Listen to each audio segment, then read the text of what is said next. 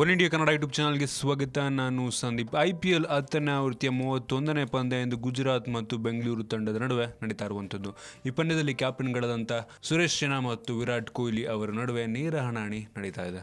ಇನ್ನು ಪಾಯಿಂಟ್ ಟೇಬಲ್ನ ನೋಡೋದಾದ್ರೆ ಗುಜರಾತ್ ತಂಡ ಆಡಿರುವಂಥ 7 ಪಂದ್ಯಗಳಲ್ಲಿ 2 ಗೆದ್ದು 5 ಸೋತು ಕೇವಲ 4 ಪಾಯಿಂಟ್ಗಳೊಂದಿಗೆ ಕೊನೆಯ ಸ್ಥಾನವನ್ನು ಪಡ್ಕೊಂಡಿದ್ರೆ, ಬೆಂಗಳೂರು ನಾವು ಯಾರಿಗೂ ಕಮ್ಮಿ ಇಲ್ಲ ಅನ್ನೋ ರೀತಿ ಆಡಿರುವಂಥ 8 ಪಂದ್ಯಗಳಲ್ಲಿ ಅವರು ಕೂಡ 2 ಗೆದ್ದು 5 ಸೋತು 5 ಪಾಯಿಂಟ್ಗಳೊಂದಿಗೆ 6ನೇ ಸ್ಥಾನವನ್ನು ಪಡ್ಕೊಂಡಿರುವಂಥದ್ದು. ಒಂದು ರೀತಿ ಹೇಳಬೇಕು ಅಂದರೆ ಎರಡೂ ತಂಡಗಳು ಗೆದ್ದಿರುವುದು 2 ಬಾರಿ ಮಾತ್ರ. ಗುಜರಾತ್ ತಂಡಕ್ಕೆ ಇದು ಒಂದು ರೀತಿ ನಿರ್ಣಾಯಕ ಪಂದ್ಯ ಅಂತಲೇ ಹೇಳ್ಬೋದು. ಗುಜರಾತ್ ತಂಡಕ್ಕೂ ಮತ್ತು ಬೆಂಗಳೂರು ತಂಡಕ್ಕೂ ಎರಡು ತಂಡಕ್ಕೂ ಈ ಒಂದು ಪಂದ್ಯ ಗೆಲ್ಲುವುದು ತುಂಬ ಇಂಪಾರ್ಟೆಂಟ್ ಆಗುತ್ತೆ.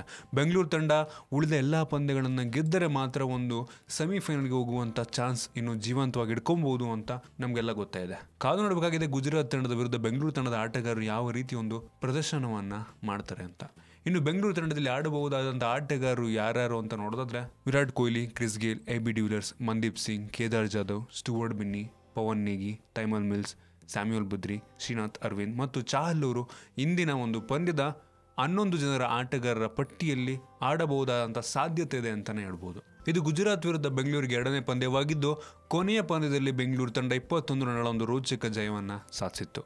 ಇಂದಿನ ಪಂದ್ಯದಲ್ಲಿ ಒಂದು ಜಯವನ್ನು ಸಾಧಿಸುತ್ತಾ ಕಾದು ನೋಡಬೇಕಾಗಿದೆ. ನಿಮಗೆ ಅನಿಸುತ್ತೆ ಒಂದು ಪಂದ್ಯದಲ್ಲಿ ಯಾವ ತಂಡ ಜಯವನ್ನು ಗಳಿಸುತ್ತೆ? ಬೆಂಗಳೂರು ಜಯ ಗಳಿಸುತ್ತೆ ಅಥವಾ ಗುಜರಾತ್ ಜಯವನ್ನು ಗಳಿಸುತ್ತಾ?